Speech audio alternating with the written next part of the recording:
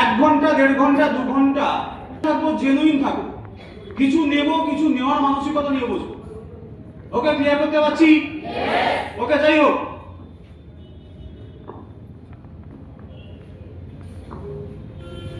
তো 2 types of people in our society. প্রত্যেকে স্ক্রিনটা ফলো করবে। আমাদের সোসাইটিতে 2 ধরনের মানুষ আমরা দেখি। একটাকে বলা হয় অর্ডিনারি, আর একজনকে বলা হয়, একটা ক্যাটাগরিকে বলা হয় এক্সট্রা অর্ডিনারি, অর্থাৎ ডিফারেন্ট কোয়ালিটি, ডিফারেন্ট সাকসেস। যারা অর্ডিনারি, গরিব মধ্যবিত্ত, দিন আনলে দিন চলে, এরকম একটা ক্যাটাগরি। প্রতিটা মুহূর্তে এই ক্যাটাগরিটার অভাব, ঝামেলা, ব্যাংক লোন, বাড়িতে অশান্তি লেগেই থাকে, এই অর্ডিনারি ক্যাটাগরি। আরেকটা ক্যাটাগরি এক্সট্রা অর্ডিনারি, যাদের জীবনে যে কোনো সমস্যা, তারা বুঝে গেছে আসল সমস্যার আসল সমাধান হচ্ছে money. Yes or no? Yes. তারা টাকা কালেকশনে, টাকা উপার্জনে ধ্যান দেয়। সমস্যা যাই হোক না কেন, তাদের সমাধানের উপায় সেই ক্যাটাগরিটা খুঁজে পেয়েছে। তারা লাইফে দাঁড়ানোর জন্য যা যা প্রতিবন্ধকতা হয় সেগুলোকে সমাধান করে দিয়েছে, এবং তাদের লাইফ হচ্ছে প্রতিটা মুহূর্তে ঊর্ধ্বমুখী। তারা কারা? Extraordinary. Yes or no? Hello, clear হচ্ছে? তো আমাদের সোসাইটিতে 2 ধরনের মানুষ আমরা দেখছি। আমরা ম্যাক্সিমাম উঠে এসেছি অর্ডিনারি সোসাইটি থেকে, অর্ডিনারি ফ্যামিলি থেকে, গরিব নুন আনতে বান্দা পুরো এরকম একটা ফ্যামিলি থেকে উঠে আসা। তো সেখান থেকে এক্সট্রা অর্ডিনারি হওয়ার অপরচুনিটি এই প্ল্যাটফর্ম আপনাকে দিচ্ছে, বা সেই সম্পর্কিত একটা গাইডেন্স আপনাকে প্রোভাইড করছে। আপনি যদি নেওয়ার জন্য এবিলিটি অর্জন করতে পারেন, নেওয়ার জন্য নিজেকে তৈরি করতে পারেন, ডেফিনেটলি আপনিও ফিউচারে এক্সট্রা অর্ডিনারি হতে পারেন।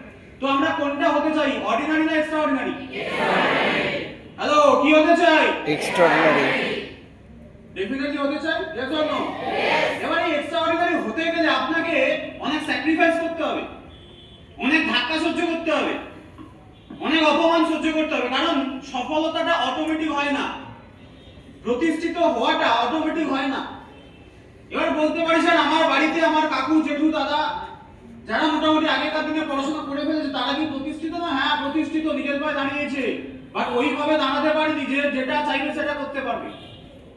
Hello, yes or no? মানুষ যেটা চায় সেটা করবে। টাকা সংক্রান্ত কোনো সমস্যায় আটকে যাবে না। বাড়িতে কেউ অসুস্থ হয়েছে, ভালো ট্রিটমেন্টের অভাবে মারা যাচ্ছে, ম্যাক্সিমাম ফ্যামিলিতে। কোনো অপারেশন করতে গেলে 2 লাখ, 10 লাখ, 20 লাখ খরচ। টাকার অভাবে কি বলছে, ঠিক আছে 10 দিন বাঁচুক। তার মানে সেরা চেষ্টাটা করে না, সেই ফ্যামিলিগুলো সেরা চেষ্টা করে যেই ফ্যামিলিতে পয়সা রয়েছে। হ্যাঁ কি না? তার মানে কি, ভালো ট্রিটমেন্টের অভাবে আজকের দিনে মানুষ মারা যাচ্ছে, ভালো স্কুলে ছেলেমেয়েরা পড়তে পারছে না। আজকের সরকারি স্কুল কলেজ যা যা রয়েছে, সেখানে আপনি যান, আজ থেকে 20 বছর আগে তখন হতো কি, স্কুল গ্রাউন্ড কাঁচা ছিল, বাট পড়াশোনা হতো পাকা। আর এখন হয়ে গেছে কি, স্কুল গ্রাউন্ড হয়ে গেছে পাকা, ঝাঁ চকচকে, বাট টিচার নেই, পড়াশোনা হয়ে গেছে কাঁচা। রেগুলার ছেলেরা মোটামুটি, অনেকে রেগুলার নয়, সপ্তাহে 2 দিন 3 দিন যাবে, যেদিন ডিম দেবে সেদিন যাবে। নাকি না? থালা বাজাতে যায়। হ্যালো, ক্লিয়ার করতে পারছি? তারা জানে, তাদের কাছে খবর চলে আসে। হ্যাঁ, ওয়েস্ট বেঙ্গল বোর্ড থেকে ওদের কাছে নোটিশ পাঠিয়ে দেওয়া হয়, ওরা সেই দিনই স্কুলে গিয়ে ভিড় করবে যেদিন ডিম দেওয়া হবে। তার মানে কি, স্কুল গ্রাউন্ড পাকা হয়েছে, বাট কালচারটা কাঁচা হয়ে গেছে। ওই স্কুল থেকে পাস আউট হয়ে একটা ছেলে মেয়ে না মা বাবাকে রেসপেক্ট করে, না ওই স্কুলের টিচারদেরকে রেসপেক্ট করে। আমরা যখন স্কুল থেকে বেরিয়ে এসেছি, রাস্তায় যদি কোনো কারণে স্যারের সাথে দেখা হতো, অন্তত প্রণাম করতাম। এখন সাইডে টিচার গেলে স্যার, বাচ্চারা, স্টুডেন্টরা গালাগাল করে। এই মানটা আমাকে নোট করতে গিয়ে ধরেছিল। একদিন ফাঁকায় পাই, একদিন মুডে পাই, কেলিয়ে দেবো। মানেটা কি? আসল শিক্ষক মা বাবা, আসল শিক্ষক আমাদের স্কুলের টিচাররা, আসল গুরু। হ্যাঁ কি না? কি মোটিভ বোঝার চেষ্টা করো। যাদের থেকে কিছু শিখেছে তাদেরকে শাস্তি দেবে ভাবছে, তুমি গুটি গুটি পায়ে চলতে শিখেছো তাদের হাত ধরে, তাদের গাইডেন্সে, তাদেরকে তুমি ভাবছো শাসন করবে।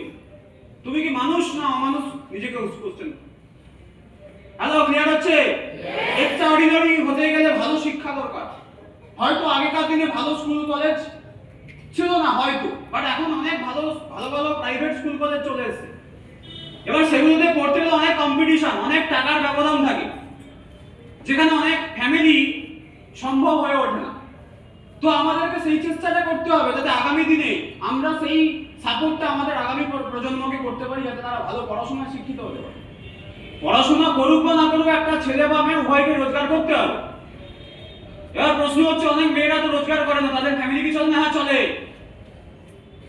বাড়ির মধ্যে গালাগাল কিস্তি চলে, সেই মেয়েটা বলতে পারে না, হ্যাঁ কি না? কারণ একটা মেয়ে তার জীবনে দুটো জীবনে সে ব্যস্ত থাকে, একটা হচ্ছে বাবার লাইফ, বাবা মায়ের পরিচয় বড় হয়, আর একটা হচ্ছে হাজবেন্ডের পরিচয় বড় হয়। কোনোদিন তাদের কাছে স্বাধীনতা থাকে না। Yes or no?